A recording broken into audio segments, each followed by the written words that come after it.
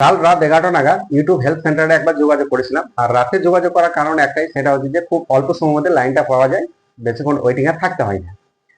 তো আমার একটা শর্ট চ্যানেল খুব গ্রো করছে, আর সেই চ্যানেল সংক্রান্ত বিষয় নিয়ে একটা ডাউট ছিল মাথায়। সেই ডাউটটাকে ক্লিয়ার করার জন্য কিন্তু যোগাযোগটা করেছিলাম। আমি স্ক্রিনটা শেয়ার করছি।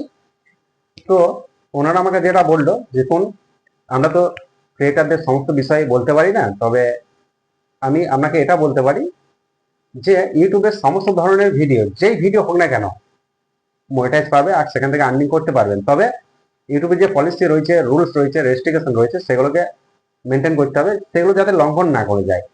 যদি এগুলো লঙ্ঘন করে যায়, সেক্ষেত্রে আমাদের কিছু করার থাকে না, সেক্ষেত্রে আপনি কিন্তু আর মনিটাইজ পাবেন না।